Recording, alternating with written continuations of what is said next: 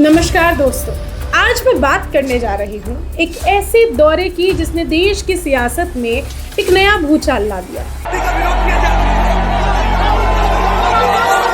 कांग्रेस सांसद राहुल गांधी रायबरेली पहुंच गए और यहाँ उन्होंने मोदी सरकार, भाजपा और चुनाव आयोग, जिन पर वो कब से अब निशाना साधते आ रहे हैं, एक बार फिर से कटघरे में खड़ा कर दिया है। प्रॉब्लम क्या है भैया, ये जो वोट चोर गद्दी छोड़ की बात है ना, ये फैल रही है, आग जैसे फैल रही है, तो डिस्टर्ब हो रहे हैं लोग। राहुल का आरोप है कि देश में वोट चोरी हो रही है, ये आप सभी ने सुना और अब उनके पास इसके ब्लैक एंड व्हाइट सबूत भी है। जब मैं कुछ कहता हूँ मैं करके दिखाता हूँ। क्या है ये सबूत, कैसे ये मामला महाराष्ट्र और हरियाणा से जुड़ता है और रायबरेली में आखिर क्या नजारा रहा, आइए पूरा किस्सा शुरुआत से समझते हैं। बुधवार की सुबह राहुल गांधी दिल्ली से लखनऊ पहुंचे। लखनऊ एयरपोर्ट पर कांग्रेस प्रदेश अध्यक्ष अजय राय और नेता आराधना मिश्रा अमोना समेत कई दिग्गज नेताओं ने उनका स्वागत किया। इसके बाद काफिला रायबरेली की ओर बढ़ा। रास्ते में अलग अलग जगहों पर कार्यकर्ताओं ने जोरदार स्वागत किया। बछरावा कस्बे पर वोट चोरी गद्दी छोड़ के नारे गूंजे। राहुल ने यहां रुककर कार्यकर्ताओं का अभिवादन किया।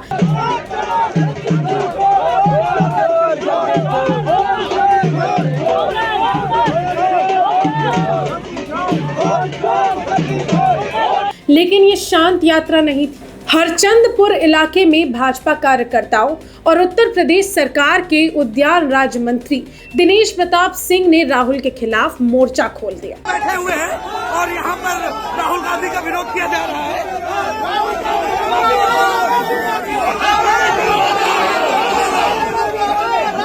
राहुल गांधी वापस जाओ के नारे लगे। पुलिस और भाजपा कार्यकर्ताओं के बीच धक्का मुक्की तक हुई।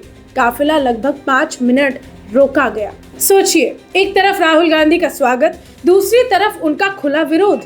पूरा माहौल राजनीतिक बिजली से भरा हुआ था।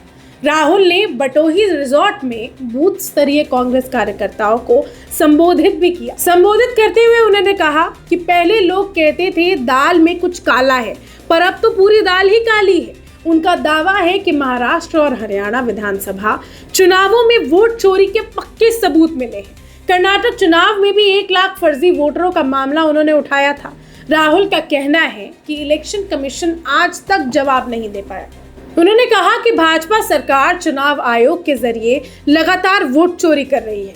अगर यही चलता रहा तो लोकतंत्र खत्म हो जाएगा। यहाँ राहुल ने कांग्रेस कार्यकर्ताओं को बब्बर शेर बताया और संविधान बचाने की लड़ाई लड़ने की अपील भी की। राहुल गांधी ने वोट चोर गद्दी छोड़ का नारा भी दोहराया, जो अब सोशल मीडिया पर तेजी से वायरल हो रहा है।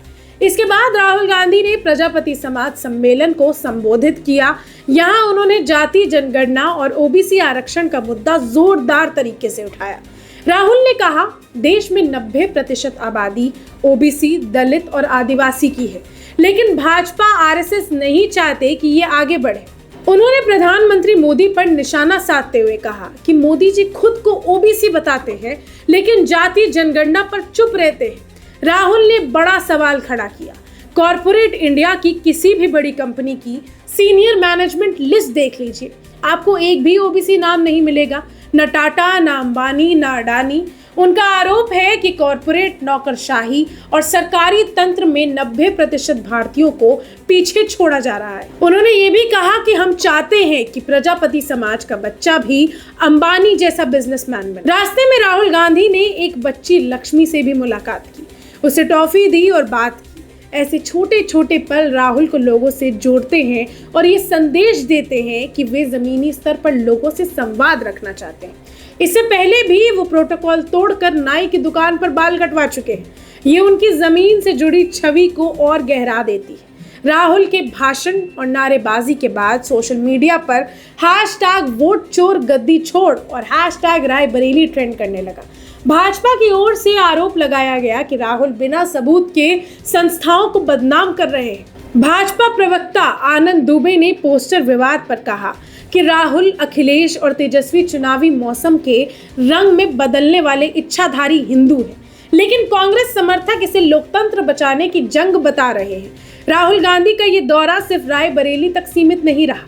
ये 2024 लोकसभा जीत के बाद का एक संदेश भी है कि कांग्रेस अब आक्रामक विपक्ष की भूमिका निभा रहा है। इस रायबरेली दौरे में एक और पोस्टर बहुत वायरल हुआ, जिसमें तेजस्वी, राहुल और अखिलेश को कलयुग का ब्रह्मा विष्णु महेश बताया गया और कहा गया कि यही बचा सकते हैं।